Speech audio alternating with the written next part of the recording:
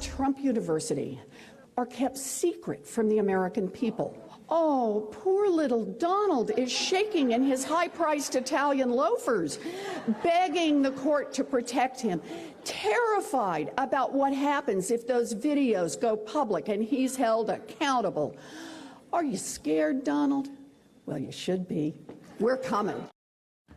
Over the weekend, Senator Elizabeth Warren continued to just absolutely eviscerate Donald Trump, further embracing her role as one of the Democrats' most effective attack dogs against Trump, and previewing the message of Hillary Clinton's big speech tomorrow, which will target Trump's business record. Over the past several weeks, Democrats from the president on down have united across all fronts to go after the GOP's presumptive nominee. Today, Vice President Joe Biden spending much of his address at a foreign policy conference condemning Trump's rhetoric.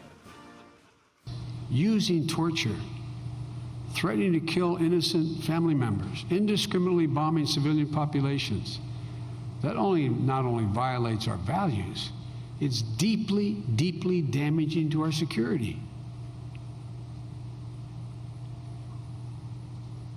There are 1.4 billion Muslims in the world. Some of the rhetoric I'm hearing sounds designed to radicalize all 1.4 billion. Now, the Democratic assault on Trump comes at a very crucial moment in his campaign. It's a period of time when he is essentially being introduced to general election voters, majority of whom didn't vote in the primary and didn't pay much attention. It also comes during a pretty catastrophic month for the Trump campaign.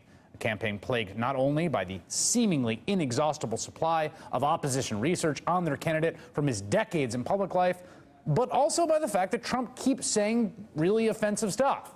Take, for example, yesterday when he suggested the United States start thinking more seriously about racial profiling. Just as a bottom line here, are you talking about increasing profiling of Muslims in America? Well, I think profiling is something that we're going to have to start thinking about as a country, and other countries do it. And you look at Israel and you look at others, and they do it, and they do it successfully. And, you know, I hate the concept of profiling, but we have to start using common sense, and we have to use, we have to use our heads. Joining me now, Congressman Hakeem Jefferies, Democrat from New York, who was an early supporter of Hillary Clinton. Those comments, do you think it's the U.S. should be modeling itself on Israel or explicitly embracing racial profiling? Well, absolutely not. And the big problem for Donald Trump is that he just has a fundamental lack of understanding of the Constitution and what makes America great as it is right now, and what has been important to us as a people. The Fourth Amendment of the United States Constitution has some requirements as it relates to the manner in which law enforcement interacts with the American people. And it prohibits racial profiling in a manner that would target individuals in the absence of reasonable suspicion that a crime had occurred, probable cause that a crime had occurred, and the other things consistently laid out by the Supreme Court over the years. You have a constituent. I'm going to give you a thought experiment here, okay? You got a constituent's yours in Brooklyn, okay? You meet at an event. This person says, I'm on the fence. Maybe I might vote for Donald Trump, okay? You've got a 10-second pitch to give him. Is it the guy's values are all wrong, right? He keeps saying all these offensive stuff. He seems to sort of denigrate all these different groups. Or is it that he's temperamentally unfit for the office?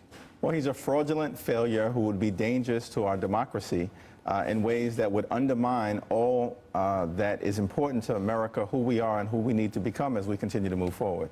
I mean, the thing about Donald Trump is that he is selling the American people on the fact that he's an individual who's been a successful businessman and he'll turn the country around. First of all, there have been 14 million plus private sector jobs created under President Barack Obama as compared to 650,000 jobs lost during 8 years of George Bush. We still have tremendous amount of work that needs to be done, but there's a solid, tremendous foundation that the Obama administration has laid.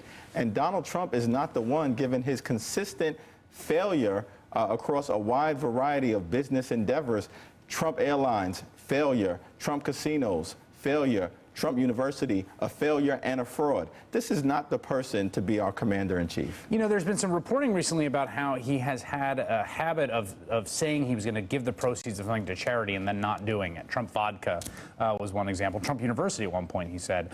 There's some reporting suggests that that actually is actionable, right? That the fraud law would obtain here, right? my understanding is you're calling on the Attorney General of New York to look into that. Well, the Attorney General right now is engaged in litigation as it relates to Trump University, which there's great reason to believe is a complete fraud. You've had individuals who were instructors and individuals who spent their hard-earned money and received nothing from Trump University in terms of reasonable instruction as it relates to the real estate industry. It seems to me that the Attorney General now has an opportunity to basically explore whether some of the other peddling schemes that Donald Trump has engaged in, such as indicating that I'm going to sell this book, but the proceeds are going to go to charity, and therefore it's okay to purchase it when there's not a scintilla of evidence in a lot of these areas, particularly as it relates to his latest book, that a red cent actually went to charity. That could be actionable under New York law. Do you worry, though, about this appearing to be a partisan witch hunt? I mean, he has already made the claim, essentially, that he basically said that Eric Schneidermann and Barack Obama had conspired at a campaign event in Syracuse to launch launch the investigation at Trump University. Do you worry about this looking like a partisan witch hunt? Well, every new day, Donald Trump comes up with a different conspiracy theory, so I think we should dismiss that. I do think it's important for Eric Schneiderman or any other investigative body, whether that relates to Donald Trump or any other individual who may be in the midst of an electoral campaign, to just let the facts follow them toward a conclusion without partisan interference. And Eric Schneiderman is a professional. He's an individual who actually, during his time in office, has gone after both Democrats and Republicans. I think he's the right person for the job. You're a New Yorker. New Yorkers have lived with Donald Trump for decades, all right? Do New York politicians and the folks that you talk to, whether they're donors, or, you know, New York in some weird ways kind of can be a small town, right, in the sort of political world. Are people just scratching their head like, how did this happen? Well, people are a bit shocked. I mean, you know, we're dealing with someone who's like Archie Bunker without the charm. And that's a dangerous combination, because I think, as we've seen, particularly with his initial attack against the judge out in California, that there are some deep-seated racial issues that this individual has. We saw it here in New York as it relates to the Central Park Five. Yep. He went after them viciously, refused to back down in the midst of evidence to demonstrate that they were actually innocent. And so this is frightening. It's no longer entertainment, I think, for many of us from New York, particularly because he's so close to the presidency. Speaking of those racial issues, we have some incredible tape later in the show of something he said decades ago on race that are pretty surprising. Congressman Hakeem Jefferies, thank you very much. Thank you so much, Chris.